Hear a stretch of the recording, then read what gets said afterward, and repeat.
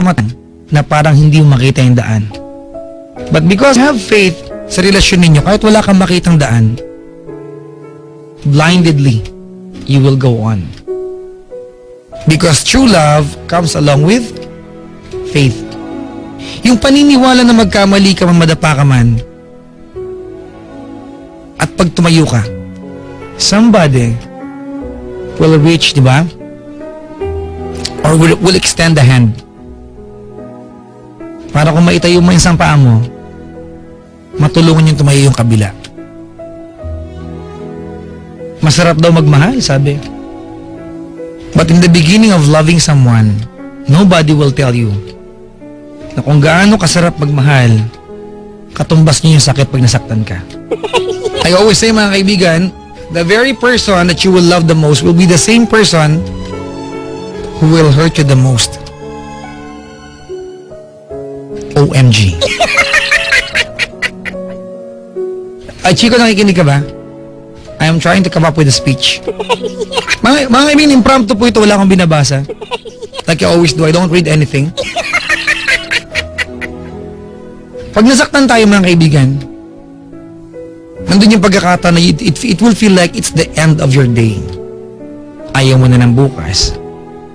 Diba? You always try to look forward. 10 taon mula ngayon, how do I feel about the person who said goodbye to me? 10 taon from now, may miss ko kaya siya? Will she still remember me? Pag nagkasalubong kami, will I be okay when I tell her, I'm happy for you? At pag nasabi mo ba yun, totoo bang galing sa puso mo na masaya ka para sa kanya?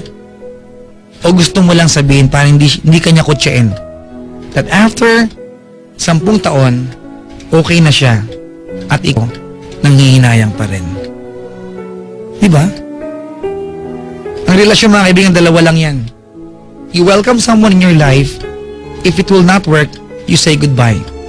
Yung pag-welcome, madali lang yun eh. You'll be anxious. Yung pagpapaalam, it's like death.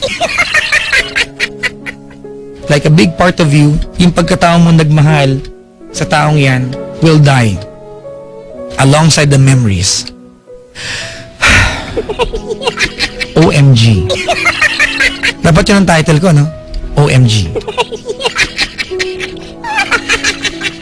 And then slowly, pag wala na, you will tell yourself,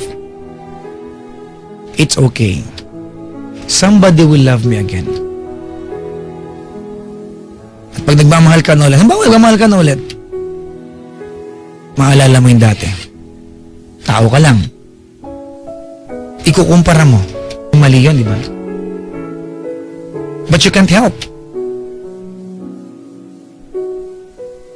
Pag dumating yung pagkakataon na ikumpara mo, yung mga pagkakataon maiiyak ka.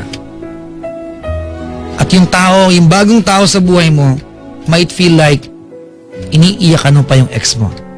Iniiyakan mo pa yung nakaraan, iniiyakan mo pa yung tao na nakit sa'yo.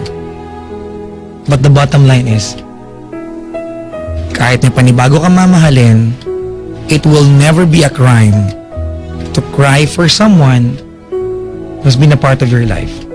After all, letting go of someone would mean letting go of all the friends you have, memories you have, dreams that you built together, and the future you painted together in your imagination. Mga kaibigan, today is Thursday morning na po. Tomorrow night, I will not be with you live because I will be directing Ali1 Fiesta. The stage director po ako ng first night ng Ali1 Fiesta. So magre-replay ako. So you have 4 days not to hear me on air. Congratulations po sa inyo. Tatahimik kayo. Mga kaibigan, sa lahat po ng mga pinagpaalaman, iniwanan, yung nang iwan pero umiiyak, gusto magsisi pero sila nang iwan eh. Tsaka sa mga sinabihan ng ayaw ko na at walang magawa, kundi tanggapin. If you're saying goodbye to someone and you're being logical about it, make sure kayanin mo. If you're saying goodbye to someone and you're being emotional about it, congratulations. It's the right way to do it. Pabala na ba ako mga kaibigan? Like to play this lang bago magpaalam.